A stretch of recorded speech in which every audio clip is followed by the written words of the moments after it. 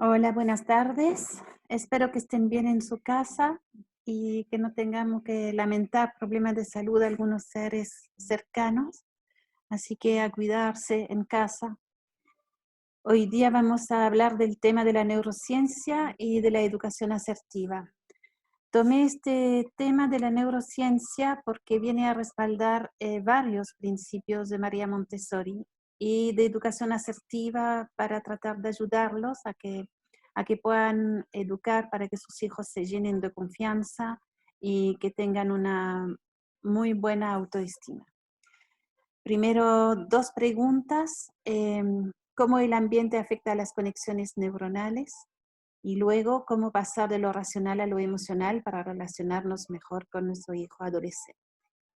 ¿Por qué tomé esta imagen del capullo de crisálide que se transforma en una mariposa? Porque esta es la etapa de su hijo que están viviendo y que al terminar esta etapa, él tiene que llenarse de confianza total para poder tomar su propio vuelo.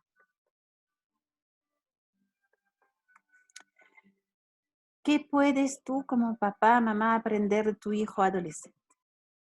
Primero, yo hice esta pregunta porque es desde nuestra humildad y no desde nuestra soberbia que vamos a aprender de él o de ella. Recuerda que María Montessori dice que el hijo, la hija, son los maestros del adulto. ¿Ya? Así que vamos a tratar de ver un poco a qué se refiere con el adolescente. Primero, que tenemos que lograr sintonizar con la etapa adolescente de los hijos. La etapa adolescente es compleja, pero bellísima a la vez. Es una verdadera metamorfosis como lo que vimos con la mariposa. Sintonizar no es simple, pero es la misión del adulto sintonizar con el hijo adolescente. No es la misión del adolescente sintonizar con el mundo adulto. Hay que, créanme, así tal cual es. Yo sé que ustedes van a decir, pero si tiene que adaptarse, porque ya va hacia la adultez, sí, pero justamente muchas veces nosotros estamos muy proyectados en el futuro, pero hay que vivir el momento presente y para poder alimentar este futuro, ¿me entienden? Como que el mindfulness, ¿no? Es ahora hay que actuar, ahora hay que escuchar, ahora hay que educar y después vamos a poder cosechar frutos en el futuro. Así que hoy nos toca a nosotros sintonizarnos con esta etapa adolescente. ¿Qué significa esto? Que nosotros los adultos estamos muy conectados con nuestra parte racional y muy poco con nuestra parte emocional. Los adolescentes es todo lo contrario, están absolutamente conectados con su parte emocional. Así que, ¿qué tenemos que lograr nosotros? Un poco salir de esta parte racional o o volver a conectarla con la parte emocional nuestra y también conectarla con la parte emocional de nuestro hijo adolescente. Entonces, ¿por qué estamos tan metidos en esta parte racional? Por la responsabilidad, por el deber ser, por este desarrollo profesional, por el quehacer profesional y estamos ocupados y no tenemos tiempo ni para nuestro cuerpo ni para nuestras emociones. Entonces no atendemos ni nuestro cuerpo ni nuestras emociones. Algunos de nosotros, por supuesto que sí. Entonces, para poder sintonizar con la etapa adolescente, primero volver a conectarme con mis emociones y luego volver a gestionar mis emociones. ¿Y qué significa esto? Significa poder identificar lo que me pasa cuando educo, poder aceptar lo que me pasa y luego que suelte, yo puedo hablar al otro desde mis emociones, pero no desde las emociones alteradas. Y esto me permite enfrentar con calma las emociones a veces alteradas del adolescente, ¿ya? Y escucharlo sin juzgar. Esto también es un ejercicio difícil, porque escuchar es acoger al otro para llegar a sus emociones, para entender lo que le está pasando. Y si yo estoy con mis propias emociones alteradas, o si yo estoy enganchada, digamos, o atrapada en una emoción como, no sé, mi propio miedo, mis angustias, mis frustraciones, mi rabia, yo no puedo acoger al otro y llegar a sus emociones. Es una misión imposible. Entonces, resumen, para sintonizar con la etapa adolescente, yo tengo que conectar mi parte racional con mi parte emocional, volver a gestionar mis emociones, aprender o reaprender a gestionar mis emociones, no negarlas, porque al negarlas, en el fondo están igual. Entonces alteran igual mis reacciones, mis formas de comunicar, etc. Y además que cuando uno comunica, recordemos que 80% de la comunicación es no verbal. Y ahí yo no puedo engañar a nadie. Si mi sentimiento, mi emoción es la rabia, es la tristeza, es la angustia y el miedo, el otro lo va a interpretar. Y todo este trabajo que vamos a hacer como adultos nos va a permitir escuchar a nuestros hijos sin juzgarlo, es decir, acogerlo y llegar a sus emociones. Bueno, la neurociencia y la epigenética. ¿Qué es esto de la epigenética? Hay un concepto bastante nuevo. Epi en griego significa sobre. Y genética es el origen, es como nuestro ADN, ¿no es cierto? Entonces, la epigenética se va a imprimir sobre el ADN y va a transformar mi forma de estar en el mundo. Se ha descubierto que la epigenética consiste en la fuerza de las circunstancias de la vida, tiene que ver con el ambiente, que el ambiente tiene un efecto tremendo en la construcción continua del ser humano, de tal manera que los estímulos del ambiente pueden generar cambios en la forma de generar respuesta frente a distintas situaciones, tal cual. ¿Ya? María Montessori lo había dicho, oye, ojo, porque hay una cosa que es fundamental, que es el eje central es el niño, el adolescente, pero el ambiente es tanto emocional como físico, es tremendo. Entonces hay que ver un ambiente sociocultural, hay que ver un ambiente emocional, psicológico, físico que sea armónico, para llegar a la felicidad y al bienestar tan anhelado que tenemos para nuestros hijos. Así que hagamos un pequeño, no me voy a meter en su vida, por favor, pero hagamos una pequeña radiografía de cómo estamos por casa. ¿Cómo está el clima familiar en la casa? ¿El ambiente permite una interacción positiva y afectiva entre los distintos miembros de la familia? ¿O estamos en una casa donde no nos vemos o nos vemos apenas las caras para ojalá comer juntos? ¿O estamos con conexión, vínculo, estamos compartiendo, estamos aprovechando de que la familia esté en casa para lograr estar más juntos? Eh, esta radiografía, de verdad que incluso podríamos imaginar un pequeño consejo familiar de cómo estamos en la casa y qué podríamos hacer mejor ahora que estamos juntos compartiendo este espacio. Nuestra genética es heredada, pero estos genes heredados expresan, o la fuerza de expresión de ellos va a depender de las circunstancias de la vida, del entorno o del ambiente. También influye fuertemente en nuestro propio nivel de conciencia para poder tomar nuestras propias decisiones. Es decir, se imprimen, tenemos una historia, pero si yo me trabajo, si yo reflexiono acerca de esta historia, de lo que me está pasando, eh, yo voy a llegar a un nivel de conciencia que me va a permitir tomar mi propia decisión, en el sentido de que el adolescente tiene que llegar a este nivel de conciencia para lograr tomar las decisiones tan importantes que le va a tocar tomar luego. Por esto, resumen, gestión emocional.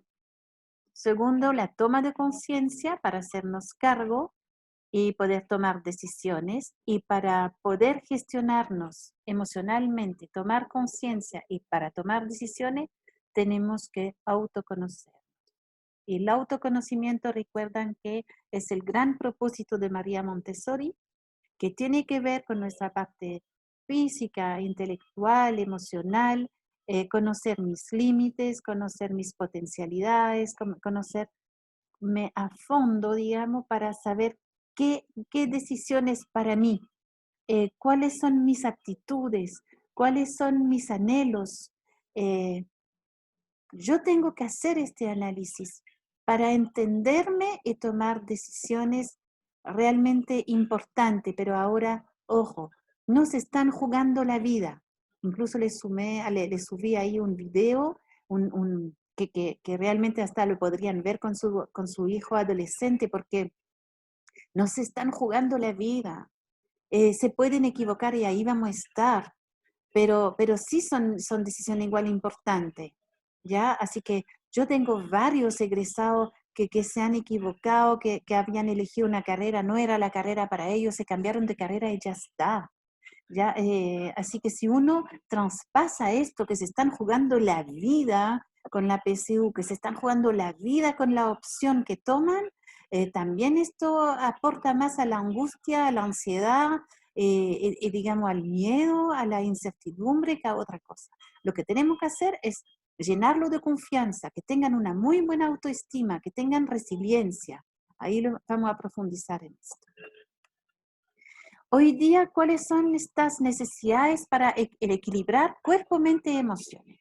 Recordamos que somos un todo y que tanto cuerpo, mente y emociones tienen que en el fondo trabajar juntos para que tengamos una vida saludable y que tengamos una vida placentera, ¿ya? Y digamos armónica. Así que vamos a ver cómo podríamos en este tiempo de encierro, sobre todo, equilibrar todo esto. Primero, las necesidades fisiológicas que tienen que ver con la salud, que es tan importante hoy, cuidarse, estar muy bien. eh, Eso, de todas maneras, somos lo que comemos. Así que primero la alimentación saludable. Y yo sé que tenemos más ansiedad, entonces que de repente vamos a comer un poco más entre una comida a la otra, tratemos de evitar esto. Tratemos de evitar alimentar nuestras ansiedades, sino que reconozcamos nuestras ansiedades y que no se transforme en un comer para alimentar.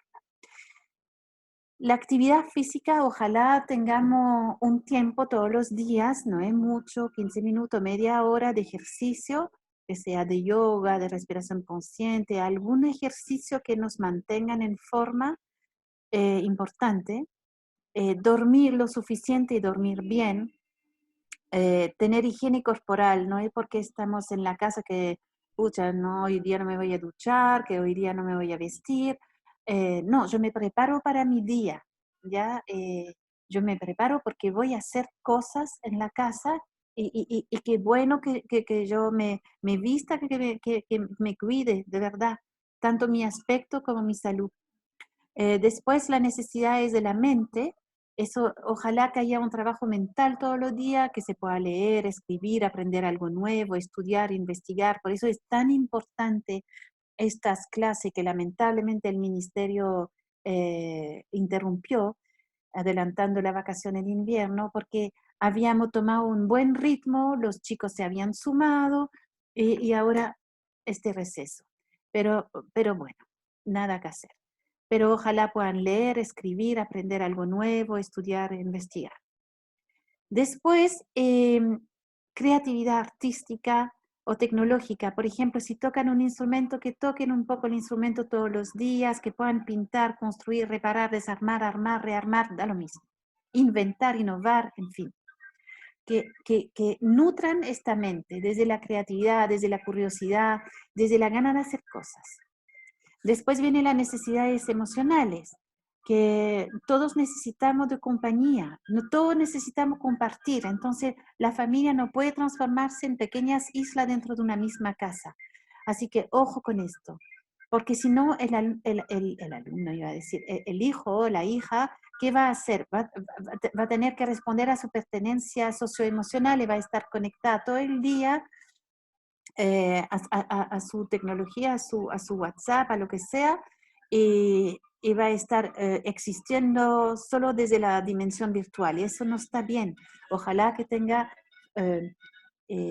una forma de compartir de manera rica y constructiva con la familia, que haya juegos de salón, que haga, no sé, una huerta en conjunto, da lo mismo, da lo mismo, cocinar junto, en fin. Busquen actividades para compartir. Después, evitar situaciones de estrés. Por ejemplo, si uno lo deja un poco abandonado y empieza a escuchar mucho de este coronavirus y de lo que pasa en Europa, en Estados Unidos, etcétera, uno puede hasta pasar al lado de las situaciones de estrés. También le hablo a ustedes, de repente no es tan necesario mirar la noticia todos los días, porque más nos vamos a estresar con la situación. Ya sabemos, tenemos las indicaciones de la distancia social, del autocuidado, también de cómo cuidar un resfrío, en fin, tenemos todas las indicaciones para autocuidarnos y proteger a los demás. También es bueno que en la casa haya cambio de rutina, dentro de la misma casa. Por ejemplo, aquí en la casa, pucha, ahora tenemos gallinero, tenemos huerto, vamos inventando cosas que sean a veces cosas que teníamos la intención de hacer hace mucho y nunca se había podido por falta de tiempo, etc. Entonces este cambio de rutina también es rico. De repente, oye, compartamos una buena película entre todos y nos hacemos palomitas, no sé, pero cambiemos, rompamos la rutina de vez en cuando. Después, que no dejemos de conectarnos, de nutrir y de alimentar nuestro vínculo afectivo de familia. Bueno, también formas de ganar o perder autoridad frente a sus hijos. Vamos a ver ahí qué pasa, por qué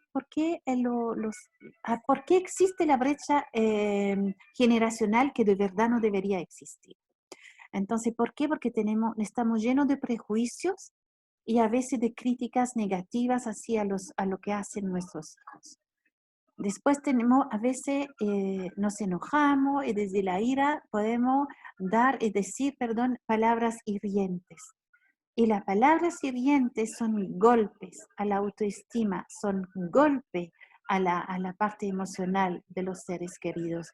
Tenemos que evitar y prohibir las palabras hirientes en la casa. Tiene que estar ahí el respeto instalado. Después, evitar la falta de coherencia que educamos desde el discurso y después el modelo deja mucho que desear. La inconsistencia es lo mismo. Así que no, educamos lo que hacemos. La injusticia, cuando nos equivocamos y cometemos injusticia con los hijos, tenemos que ser capaces de cerrar los ciclos de pedir perdón. Los gritos y las amenazas tienen que evitarse absolutamente. De eso se trata la gestión de emociones. Y después, además, estos gritos, estas amenazas, estas palabras hirientes, hace que el niño se siente, o el adolescente, porque es muy sensible, recuerdan que está mucho más conectado con su parte emocional, entonces se siente rechazado y se siente humillado. Y eso son heridas profundas. Así que esto le va a hacer perder la autoridad, le va a cerrar todo canal de comunicación. Así que vamos a mirar cómo lograr la autoridad positiva y la educación asertiva con nuestros hijos. Primero, estar dispuesta a la escucha activa. ¿Se acuerda lo que era? Era una escucha sin prejuicio. Es escuchar, es invitar al otro a seguir hablando. Y esto tiene que ver con una acogida, con un respeto, con conexión, con compartir, con mostrar empatía, con ser asertivo, con ser un modelo digno de imitar. Usar lenguaje amoroso que valida al hijo, que valida a la hija, y tener un modelo coherente con nuestro discurso. ¿Desde qué emociones educamos? Y desde qué emociones conversamos con nuestro hijo e hija, también es importante revisarlo. Las emociones que no educan, el miedo, la rabia, la frustración, la impotencia, la soberbia y la expectativa puestas en los hijos. Las expectativas te van a llevar a la frustración, porque los chicos tienen sueños propios, tienen que construir su propia vida. Y no tiene que ver con deseos frustrados tuyos que tú proyectas en tus hijos e hijas. O no tiene que ver que tú eres el tremendo abogado, entonces de la Chile y todos tus hijos e hijas, ojalá que pasen por la Chile y que estudien leyes. ¿Te fijáis? Como que estas expectativas, callémosla un poco para escuchar cuáles son las proyecciones de ellos, sus sueños, sus anhelos, sus pasiones, porque esto es lo que hay que escuchar. Con esto hay que conectar para que ellos encuentren su verdadera vocación y que no haga lo políticamente correcto. No, que encuentren su pasión, que encuentren su anhelo, que sepan dónde están sus aptitudes, sus talentos, y ahí van a poder diseñar su propósito de vida o encontrar su propósito de vida. Ahora, cuando yo digo que desde el miedo y desde la rabia uno no educa, porque primero desde el miedo uno tiende a la sobreprotección de los hijos y no dejamos que se equivoquen. Y después la rabia, bueno, donde empieza mi rabia termina la educación. Nosotros en el colegio muchas veces hemos reflexionado acerca de que, porque María Montessori nos dice, no conecta con tus emociones cuando educas. Pucha, y parecía tan rara esta reflexión de María Montessori, pero en el fondo es porque si tú estás enojado, si gritas, si amenazas y tú te cierras a escuchar al otro, tú no tienes conexión con el otro. Entonces, ¿cómo vas a educar sin tener conexión? ¿Sí? Así que, ojo, el miedo sobreprotege, pero la rabia calla al otro, aplasta al otro. Entonces, lo pasa a llevar. Entonces, hay que tener una buena gestión emocional para poder educar en forma asertiva. Eh, Emociones con efectos positivos, seguridad, mostrar seguridad. Seguridad es como mostrar confianza en el otro, ¿sí? Eh, Incluso en las emociones que no educan esta cosa que de sed de control que inspira el miedo, no necesito controlar a los hijos, necesito traspasarles una seguridad, la seguridad de que ellos van a hacer lo correcto, lo que está bien para ellos, que se van a cuidar. Y si se equivocan, ahí voy a estar, voy a acoger, voy a escuchar, voy a reflexionar, voy a llevarlo a un nivel de conciencia que le permite corregir y reparar su error. Entonces, seguridad, compasión, empatía, calma, orgullo, pero no, no desde la soberbia, sino que desde la aceptación del otro. Yo me siento orgullosa de mis hijos e hijas, de lo que han logrado, de sus cualidades, incluso de cómo se han levantado después de haber cometido errores, cómo han reparado sus errores, cómo han aprendido de ellos. Todo esto nos lleva a verbalizar el orgullo que podemos sentir por él. Una mamá contaba que toda la noche cuando acuestan a su hija, acostaba a sus hijos, que ya son adultos, eh, le decía, y yo soy orgullosa de ti. Y ella decía, una psicóloga parece que decía que para ella era como la frase clave, la frase fantástica que podía decir a sus hijos para nutrir su autoestima, etc. Y un día un hijo le preguntó, ¿y de qué eres tan orgullosa de mí? Y ella dice que quedó como marcando ocupado, como se dice, y no encontró la respuesta. Yo encontré genial porque, bueno, decía que mañana lo conversamos, no sé qué, pero sí, pues saber de que estamos orgullosos es como lo mínimo, ¿no? Bueno, y el amor incondicional, lo tienen que sentir como amor incondicional. Uno puede tener conflicto, puede tener diferencia, puede, puede marcar límites, puede rayar su cancha, tener normas y límites en la casa, pero cuando se equivocan no pueden sentir que pierden su amor, ¿sí? Tienen que sentir que ahí están, en forma incondicional, pero no por eso vamos a aceptar lo inaceptable. Después dice María Montessori, como, como reflexión final, ¿no? Por eso están de nuevo esta imagen del crisálide que se va transformando en mariposa. ¿Ah? Ojalá que sea nuestro foco, que pueda emprender su vuelo con la confianza total y que sea un vuelo magistral. Eh, no existe ningún ser humano que no se haya construido a partir del niño que fue alguna vez. Más que personas, somos historias. Y nuestra historia eh, tiene mucho que ver con la persona que somos hoy. Más que nuestro ADN, más. El ADN, bueno, tengo 1,61 m y peleo el último centímetro, el color de pelo, el color de piel, etcétera, ya, pero soy mucho más que esto. Entonces, lo que soy como persona hoy, lo debo a mi historia.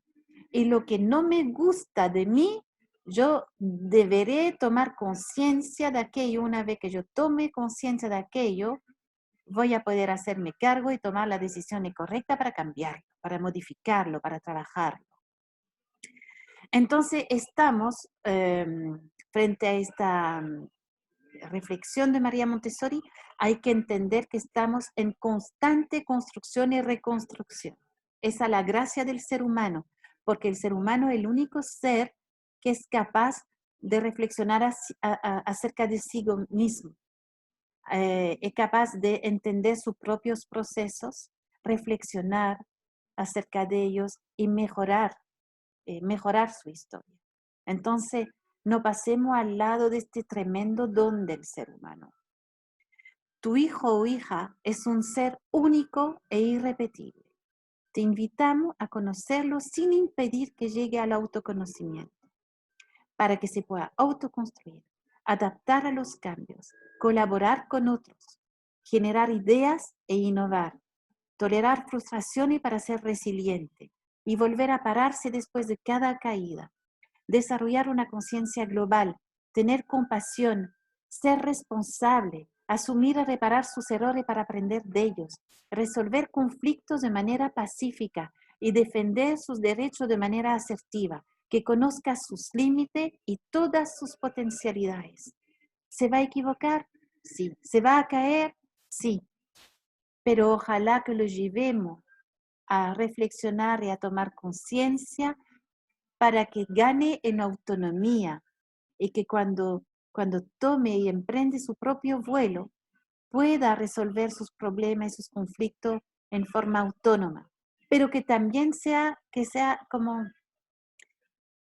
100% seguro que pueda volver a casa a pedir ayuda a sus papás, a pedir apoyo, a conversar con ellos, que sabe que esta puerta siempre estará abierta, pero yo no hablo de la puerta de la casa, estoy hablando de la puerta de este corazón, de estas emociones, para conectarnos desde lo afectivo el resto de la vida, el resto de la vida. Eh, yo tengo 2 hijos, los 2 están en Bélgica viviendo ahora.